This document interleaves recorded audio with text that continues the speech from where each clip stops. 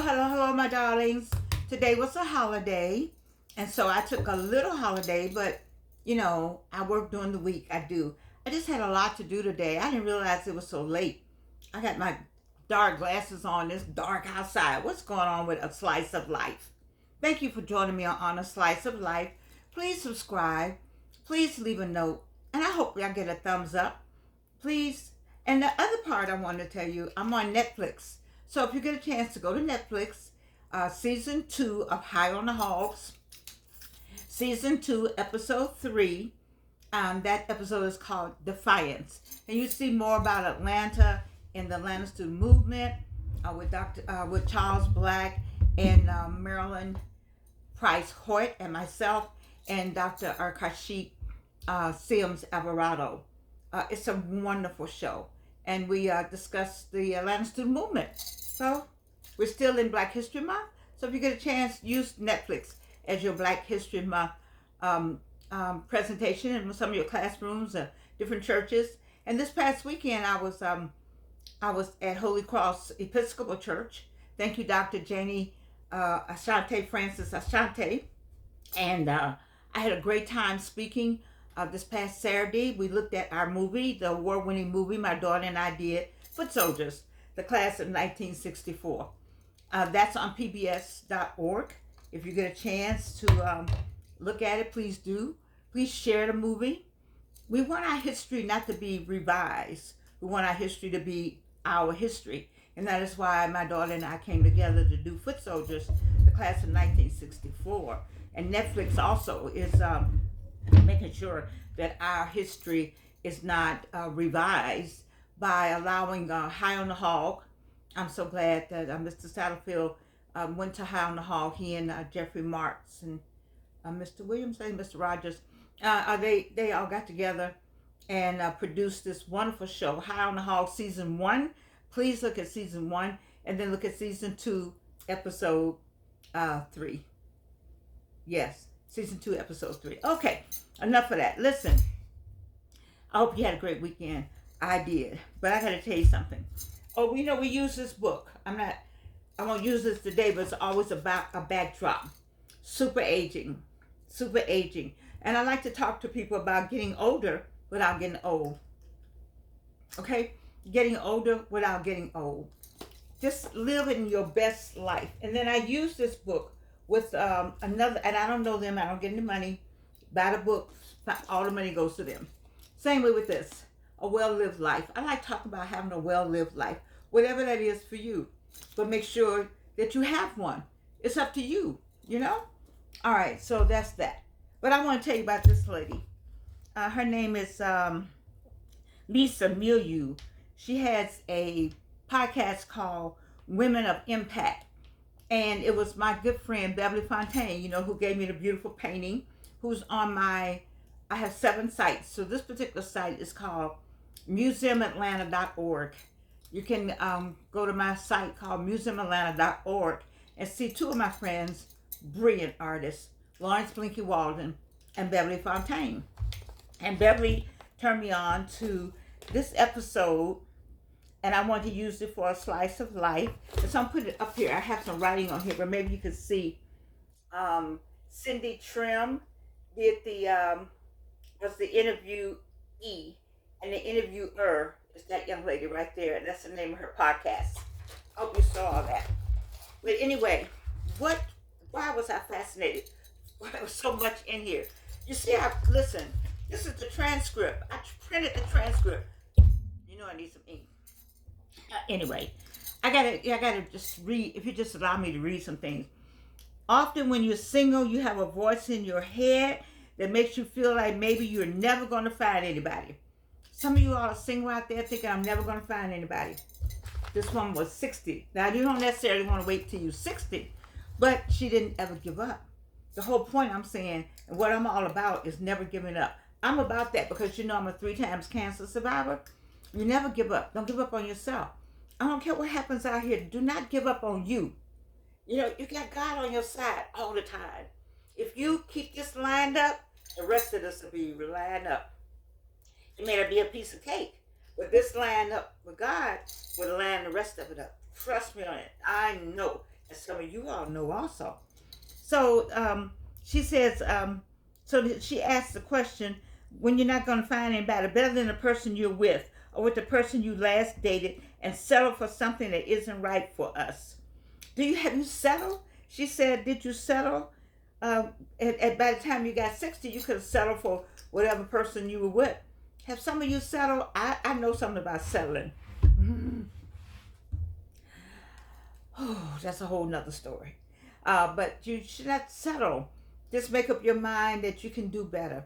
You know, sometimes it's hard to think that you can do better if you, like me, if you would take a person like me, other than me, and say, oh, I lost my hair. Oh, I've had cancer 3 times.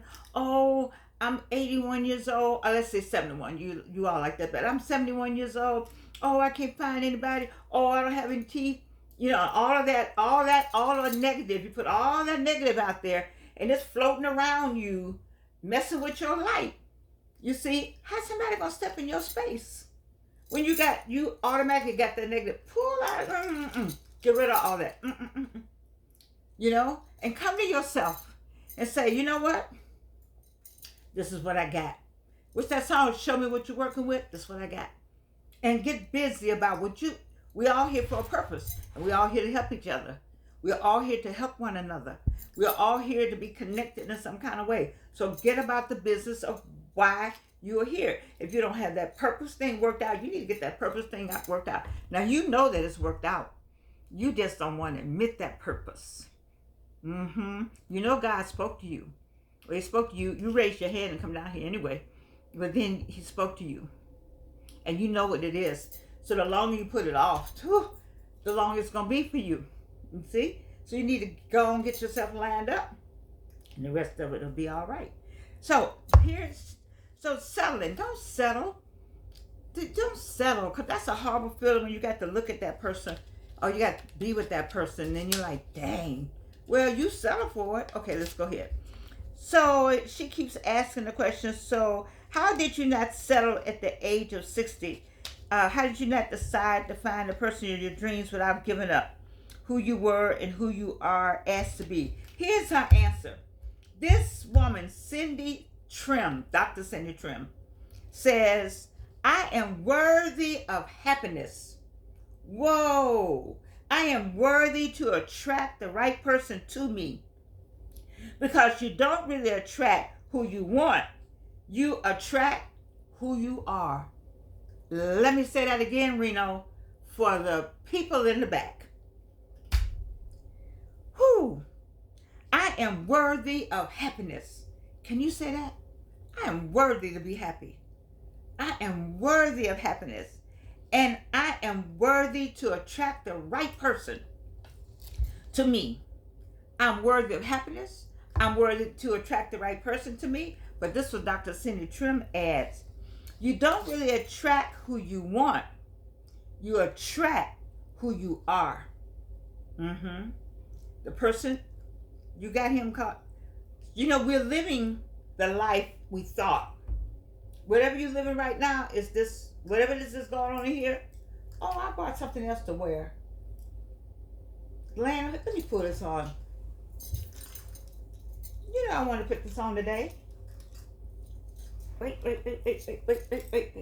I love this piece. I can't believe I left it over there. Oh my God. I want to wear this today. Yes, I am going to stop and do this. But this is how I was feeling. My little boost for the day. Oh, yes. You know, I got this from Constance Booth. How's it go? Doesn't really go like this. I had it on once before. Did I have it on this summer? I got it on wrong? I don't know. We're going to do it like this right now. I just feel like this is not the way you're supposed to wear it. But this is how I'm wearing it today. I think I got it on the wrong side. Okay. Anyway, this is how I'm wearing it today. Now I feel better. Ooh. More Georgian. Anyway. You're living a life, whatever's going on with this, going on with you. What did I tell you? It started where? Okay. She says, you attract who you are. The greatest work that you do is on the inside of yourself. Wow. Is that not true? That's the greatest work. She said, I sat with myself. Ooh, wee. I sat with myself. Have you sat with yourself? You have to sit with yourself. You know, my mother used to sit like this. And we would see her sitting like that. First, that meant no bother. But secondly, we knew that something was going on, that Gemini head, you see, and so she was coming up with something. And so you need to sit like that. Sometimes you have to sit. Some people I know used to just say, let me go to bed and take a nap. And when they would go to bed and take a nap, when they got up, had it worked out. So you have to have, what is that process for you? For me, it's just to be still. Just to sit, and think about it. Take a nap in a chair. Just sit, think about it. How do you sit with yourself to get those answers? How do you hear the voice of the Lord? How do you get your answers? She said she sat with herself. She said, I call it my me moments. And I sat with myself, and she wrote a 20-year vision plan. What did I tell you all about those vision plans? See, you know why I like this piece? I can't do all of it. There's tons of paper here. Because Georgianne doesn't have I don't have any of those official certificates. I just talk about Georgianne's life. I've lived long enough to have had some kind of life. I can go back, whatever went on, it happened to me, happened around me, I got something. So I talk from life experience, okay? And when I find someone with the degrees or certificates or a particular training, and it coincides with what I've already said, I'm happy to know that there's somebody out there that can validate or be a witness for what I'm saying. So she's saying, I sat with myself and I wrote a 20-year vision plan for my life. And that's what I ask you to do. See, when you come out of working at 65, you have at least 20 years, but you didn't believe me. So I just gave you 10 years. But you have 20. And I always talk about how many sunrises and sunsets. That's a lot of sunrises and sunsets, a lot of places to go. A lot of things you can do. You can get a whole nother degree. You can go to college. You can just start a whole nother career, a whole nother family if you need to. I mean, just so many things. Live in a whole nother place. You can say, you know what?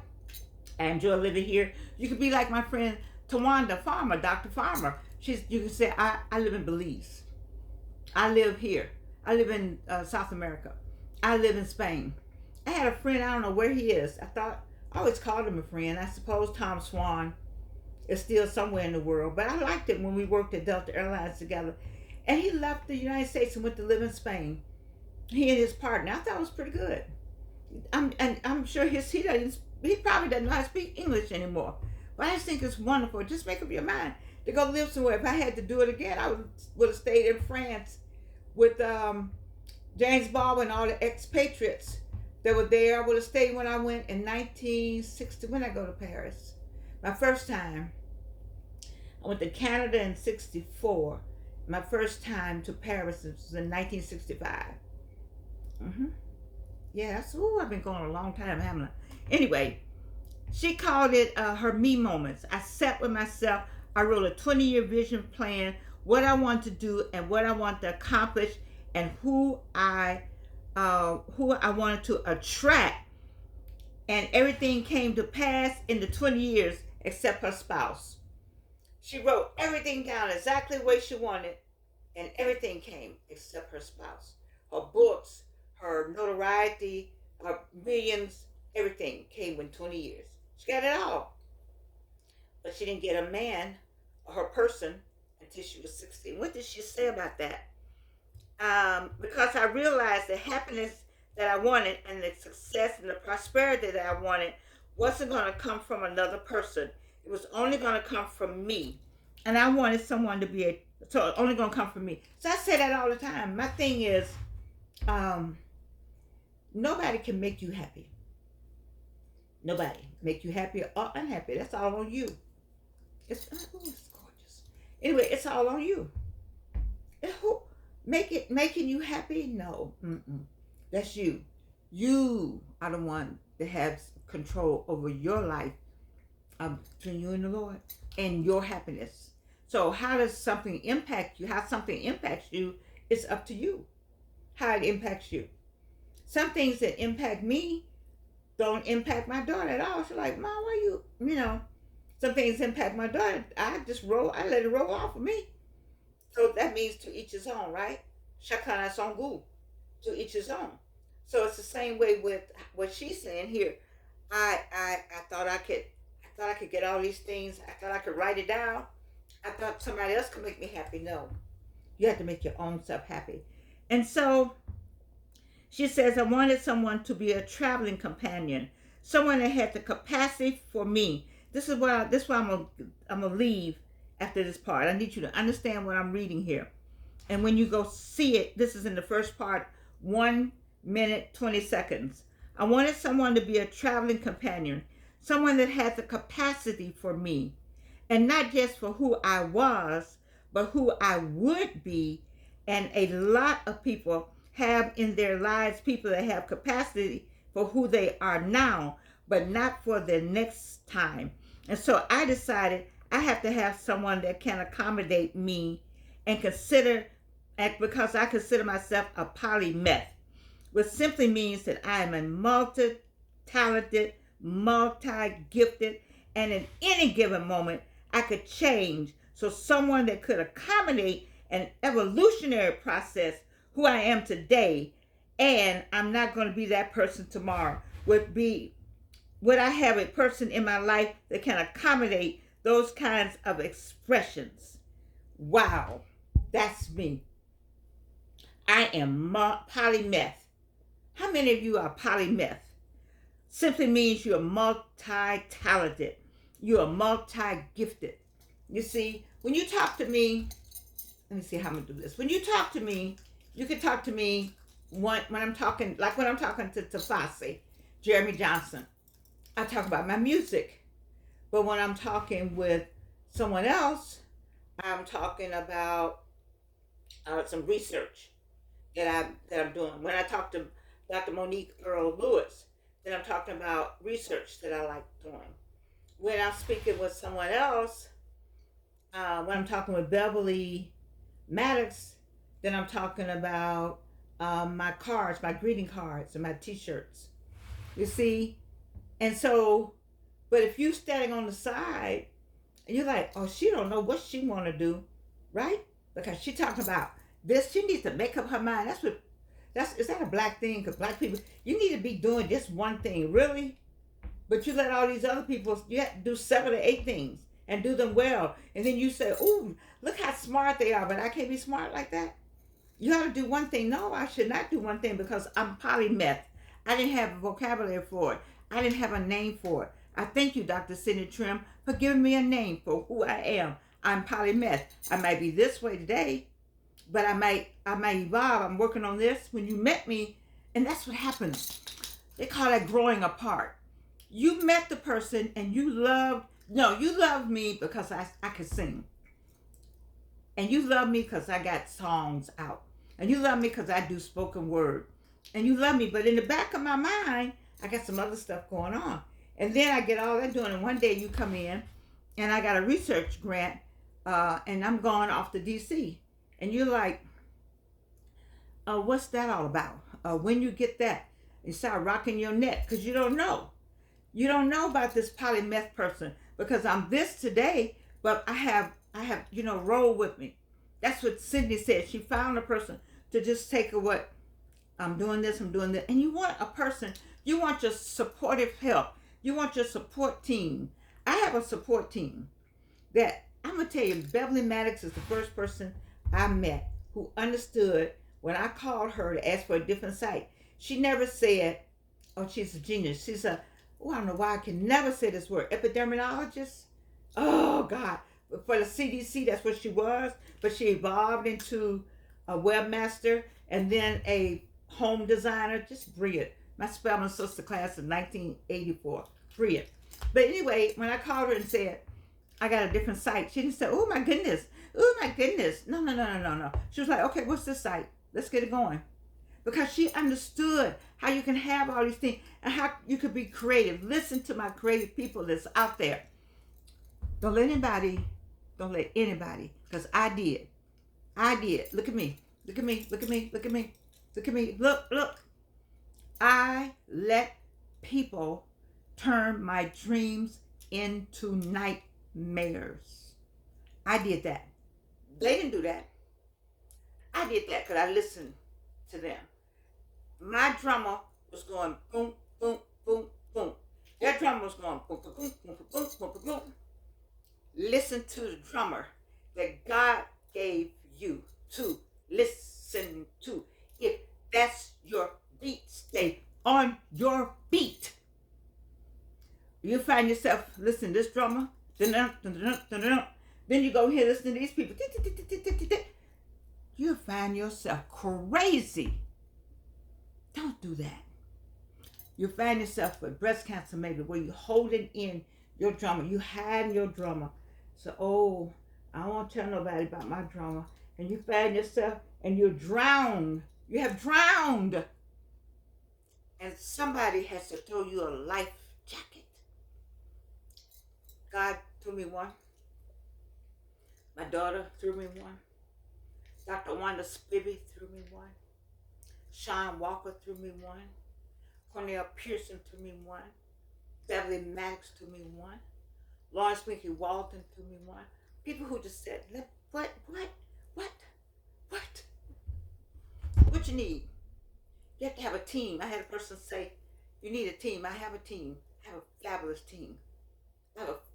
team. Dr. Alma Vineyard threw me one. Nancy Westmoreland threw me one. Dr. Danny Black gave me Tafasi, threw me one. Dr. Kathy Meeks was on my team. She's retired now. Gave me the space. I'm just saying you have to have a team of people who say, what can I do? They at your honor threw me one. You gotta have somebody say, girl, get up out that water. Dr. Tammy Simmons, come out that water. Dr. Sean Mitchell to be, come out that water, Georgianne, come out that water. The prayers of Big Bethel AME, praying me, get out that water. You see, you drown yourself. Don't do it. Don't do it.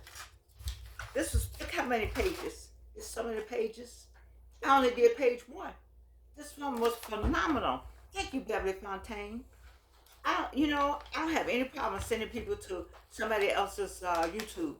I don't have 1,000 people. This woman got 65,000. It's okay. Because what do I want?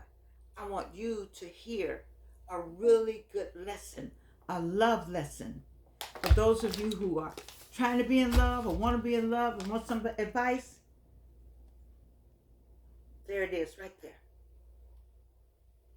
If you get a chance, listen. I still haven't done Nuri Muhammad. I need to print his off. I gotta go find out if I got some more ink. Or I may go back to the rest of this. It's so much good. It's so much information out here to help you. And that's what I want to do. You think I'm not enjoying doing this? I love this every day. Every day. I'm just still working on some kind of, it's a wand. I didn't have the right word. Look like there's a wand, that I'll be a wand that you could just roll over your face. And when I roll it on my face, can y'all make that wand? And then, we're not going to go to the teeth. All right. I love you. You know that. Isn't this fabulous? I'll put it on right, but I like it like this, baby. It's going to be 70 degrees this weekend. I'm going to still figure out how to have this on. I love me. I love you too. And you can't do anything about it.